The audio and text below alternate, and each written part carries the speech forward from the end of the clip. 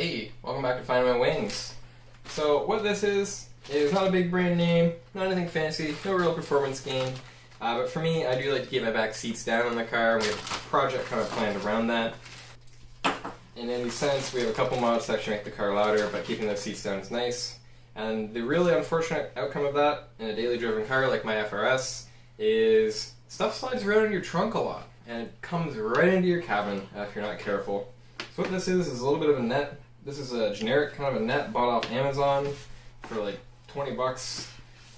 And it really just goes across the trunk on a couple strings, pops in with the provided locking mounts. It's a pretty easy, simple process. I'm going to actually go in and show you how to install this and do a bit of a review to see how well it works. You can see that when you actually extend it out here, it's got a net structure. So you should be able to put a bunch of stuff right in here, as well as use it as a bit of a divider. Unfortunately, it only hooks at the top and not the bottom. I'll throw the link into the description about which actual unit this one is in particular from Amazon. There's probably some good competitors to this as well. Let's see what it does. Okay, so I'm going to install this trunk divider here from Amazon. It's a really quick installation, so this won't take very much time at all. So what I'm going to do is I'm going to take a credit card or something with my Fit for Less membership from when there used to be gyms that were open. And we're going to look for this little pop right here, so just on the inside of that trunk, there's a little slot. Slide it in there, pop it out, and it's out. So to replace it, we have these little anchors. So you're going to unscrew this. You now have this little piece of metal. Pull this back. This basically just goes on here.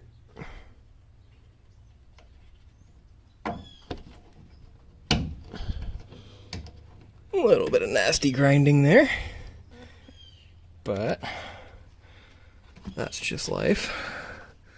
I'll line it back up, and I'm gonna screw it in.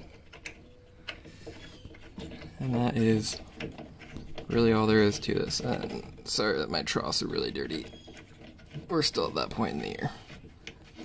It's oil coated though, so it won't rust. Let's just screw these in as much as I can go. I'll try to keep it perpendicular to the ground so it's actually facing up and it can hook. And just rework this back under the trim here to make it look nice and pretty. Same deal on the other side, since we have a whole video to do with this. My car did come with these OEM sounds as well as the actual mats, so they're just hanging out in here because I have carpet in right now. And because these are interior, they're not exposed to the elements, this little bit of scraping that you kind of have to do to get this little metal piece on, not a big deal. Do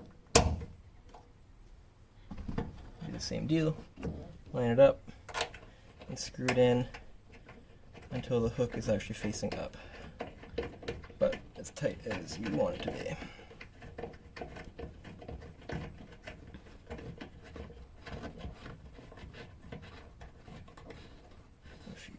Here.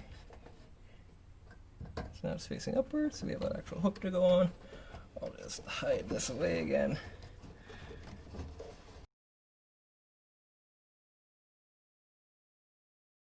So we have the two old ones. Hang on to those in case you ever want to take this back out, of course. And you simply pull this apart. You can see that it opens up, so you can actually put something in here. And you want to just take each of these and pop it around. So it's hooked in here, and again, just take one of these and pop it right in. And that is really all that we have to do for this. So it has these little hooks. If you wanted, you can actually put these on it if you wanted to have a divider area, where basically on this side it has its own little netting, and on this side it's completely open. So I have a few things I can shove in here, and let's see how this goes. Alright, so we've got it installed. I put one of these dividers in the middle, so we have two little kind of zones here. Just put some washer fluid and my bag full of kind of roadside stuff in here. I'll still move around a little bit, kind of left to right, but with these clamps on it, it stays shut and nothing ever leaves, so I don't have to be worried about anything slamming around in here. So yeah, there it is. For like a few bucks on Amazon, pretty good idea. I had everything just sitting because I keep my seats down just to get a little bit more of that exhaust noise on stock mufflers still. and you know, things go fine a lot of the time. So this is definitely helpful for a car that can go around the corners this quickly. So far I'd say this is worth it. I'll drive it for a little while and see if I still feel the same way in a week or two. Thanks for watching.